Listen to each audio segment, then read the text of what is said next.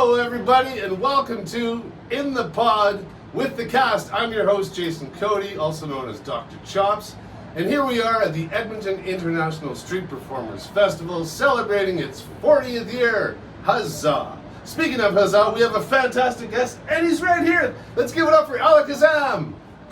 Woo! How's it going? Not bad, mate. Yourself? Excellent, excellent. Welcome to the pod. Yeah. It's delightful to have you here. Super cool. It's also equally delightful to have you as my guest because you are a vet of this festival, but a veteran international street performer. Yeah, well, it wasn't always that way. It wasn't, no, and I'd like to touch on some of the beginnings, but you and I met, I'm going to say it was 2012. Sure. You've been to this festival 6 times? Yeah, it's my 6th. And your first one was in 1996-ish? 99. 99. Yeah. You have a wonderful picture that was in print of you just with your racket bit. That was 2005. That was 05? Yeah. Okay, right. You were a little heavier then. I don't know, but yeah, I'm definitely in the group picture in 99. Right. I've got like dreads and green, you know. Right. I'm up in the back. You can see me. We could do a compendium of the evolution of your hairstyle because every time you come back, that's kind of your thing. Now we got the just a bit of blonde. Bit of blonde. Yeah. What would you call this look? I don't know, Bit of blonde. Yeah. Just Aussie surfer kind of thing. I don't know. Without Aussie surfer. Yeah. Well, I can safely say you're my first guest, our first guest that we've had from Australia. Where are you born in Australia? Sydney. In Sydney. Yeah. And you grew up there, went to high school there, went to college there, and then college. Sorry, clown college. You didn't do that. No. No, I started. You barely finished high school. I finished, but Okay. I street performed like in that first year, so I never did anything else. Okay. Yeah, until now. Right. So you started. What? How old were you when you started? 17. 17 on the streets. Yeah. And what was your first gig as a street performer? Well, I was just performing at Circular Quay in Sydney, which was like the spot. That's the spot. That's where I saw like all the other acts performing, and that's where I started, and it sucked. So. What did you suck at? Everything really. I mean, I was a good juggler. Okay, but, juggler was it. but, that was you came in as a juggler. Yeah. Okay. And then I quickly realized that I needed fire, I needed the machete, I needed things that were dangerous. Yes. To hold the crowd. Because otherwise, because the Australian audience just. You're quickly dismissed. Yeah. And it's competitive out there. Yeah, it was. Right. Yeah, there was probably 12 or 14 acts at the pitch. Yeah. Right, and some pros going at it, like you said. Yeah. No, I was like, hey, there's a really good spot over there. You should go over there. You can work there all day. Oh, really? Oh, thanks, man. Hang out there. We'll see you later. Yeah. Great. So from there, you went into the more dangerous things with chainsaws, fire, right, and then the pole. Yeah. Well, contortion and the pole. Those started around 99.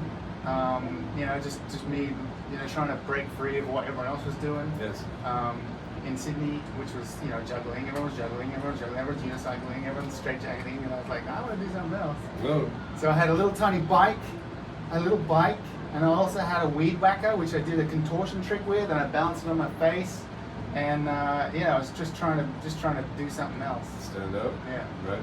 And the pole itself, though, that I remember we were talking about this years ago. You studied with a master to do that. It was no. There's no master involved in the pole. No, it was the idea came from watching Strange Fruit. Have you ever seen them? Yes. They're an act in Australia that does like the sway poles. Yes. And I looked at their pole and I was like, if I could make that not sway, that would be a cool thing to stand on. Right. It was that year when I got one made and started doing it. It was your manufacturing your idea for how it was to be built? I kind of drew it up. I took it to a manufacturer, and by the time he got it back to me, the next day I was on a plane to the US. So I didn't actually do it until my first time I actually did it was in New Orleans on the street, just random. Wow. Yeah. Wow. And that's 99, 2000. Yeah. Okay. Yeah, 99. Right. Yeah. Fantastic. Wow. Way to go. And then, of course, adding all your other skills. Yeah. Okay, so now, born in Sydney, now you're touring, and then you reside in Boston. I live in Boston, yeah. You've been there for... Yeah, I mean, I started, the first time I went there was probably 99, and and I just kept going back because the pitch was good, the performers were cool, I was making friends, and so it was a place for me to land in America and do a couple of months before I went to Canada or wherever to do festivals. And it was just so good to me, and you know, I eventually ended up meeting my wife there and moved there in 2010. Yeah, so been there ever since. You're a Massachusettsian. Is that what they call it? I believe so. Okay, Bostonian. Bostonian? Well, I'm really not East Coaster. Yeah. Great, and you bought a house there. Yeah. You're a homeowner. Yeah. And do you still hit the pitch out in Boston ever? Rarely. But yeah. Okay. Yeah, it's pretty rare. Yeah, my home game now is tattooing.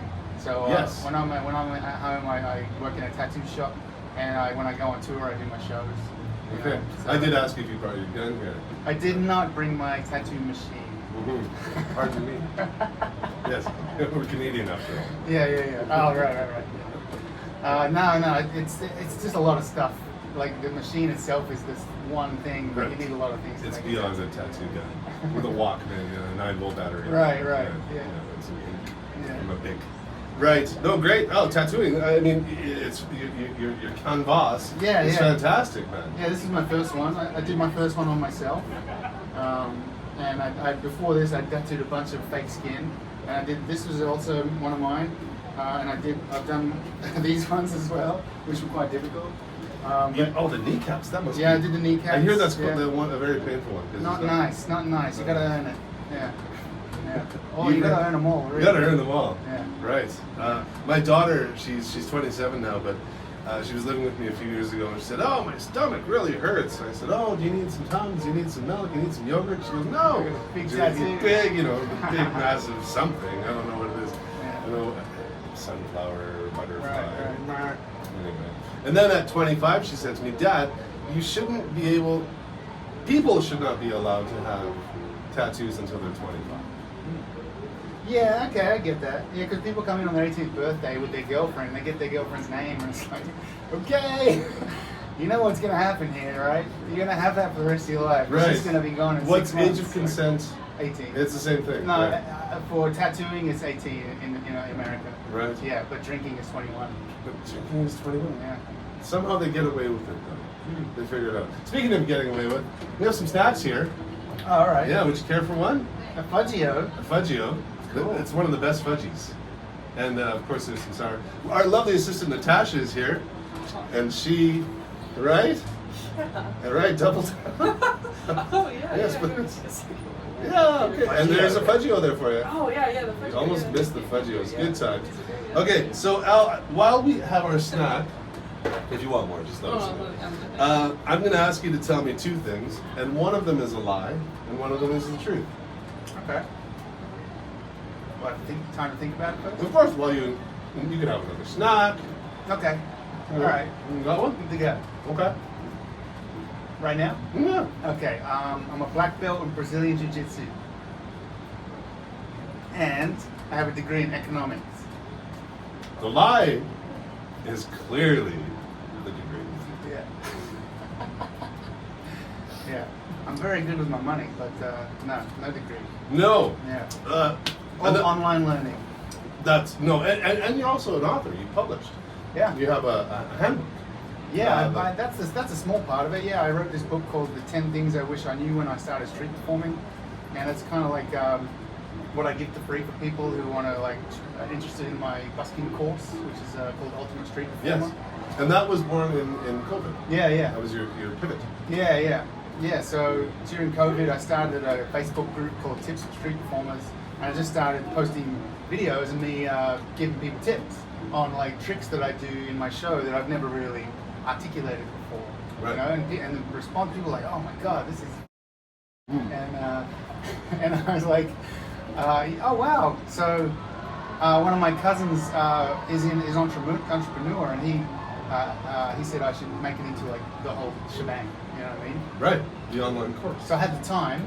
Right. So I wrote over 250,000 words in scripts. I shot about 80 videos and edited 80 videos, all specific to a different part of street performing.